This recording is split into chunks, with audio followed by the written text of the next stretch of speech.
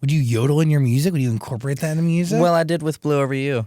I kind of hinted back on some of that a little I bit. hear it, So. yeah. If anything that I do, it'll be mainly like that, like little flips. That's still considered kind of yodeling. I mean, yodeling and like little flips, it's pretty much the same thing. You're just going over the bridge, and you're going from one section of your voice to the next section. So you're just going over the little bridge in your voice that connects the two islands together. Is that's how I see it. Interesting. Yeah. Got it. Yeah. Very nuanced. Yeah. I honestly, it was kind of a natural talent for me at around the age of 6 or 7. I kind of just accidentally figured it out, I guess. Hank Williams obviously, Lovesick Blues, his version. He did it, and I was like, well, I want to learn this song. The song's so cool. And I pretty much just sang it, and I was listening to how he was doing the little flips and stuff in his vocals, and I kind of just caught on to it. If that makes sense. It just kind of adapted to me, and I was able to do it. How do you feel when people still call you the Walmart Yodel Kid? You know, I've had this question a couple of times. Yeah, it doesn't really it doesn't bother me. I can understand people like kids and stuff say like call me that because they probably seen obviously the yodeling video in Walmart.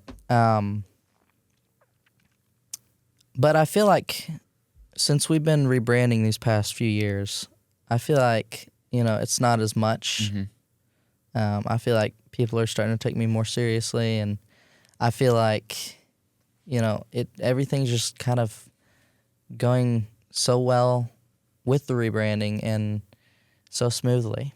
I have no questions about it. I think it's really worked out for me. And by the way, you can call it a rebranding. I just think it's you growing up. Yeah, well, that too, yes. You know what I mean? Yes. Like you're just like evolving and growing as a human being and making things that are relevant to you in that moment. Mm-hmm. And also like you've always been an old soul. And from the second you yodeled at Walmart, your next move was always in the classic country realm. Do you know what I mean? Like absolutely. You've always been true to this like vintage, nostalgic, real Americana feel. Dude, mm-hmm. Like you would wear these crazy tassels and shit, like the hats, right?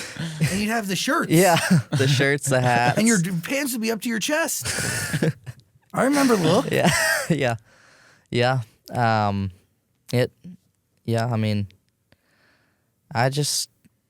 Of course, that comes with being raised by my grandparents from a very early age, It's a different generation, different breed. It is so interesting because, like, you're right. Like, you as a kid were soaking in things. Yeah. Instead of, it's so interesting. Like, if I could have, like, lived in that generation, I would have loved it. I feel like it would have been, it would have just fit me so well. Yeah, but you're meant to bring that generation and those standards and ideals to today. And yes. I felt that from the second I saw you. Yeah. I'm telling you, I told you at the beginning, I was like, dude, how many years have I been trying to get Mason Ramsey on our show? Since the day you went viral. Seriously. Wow. Yeah, dude, I know that, I tried a long time. Oh. I have no control over that. You're a big deal. I'm sorry. It's okay. I should have been here sooner. But it is true. You are bringing those ideals to today, right? Yes, I am. Yes. And I plan to stick with the sound that I'm making. Because I feel like, and I honestly, I mean this, I feel like this generation is missing that piece in today's world. And you're doing it in a real way, and the music is super vivid. Yes. It is very dreamy, if you know what I mean. It's kind of like the way I see it is like, it's kind of like a dreamland type of vibe. But like a story that goes with it.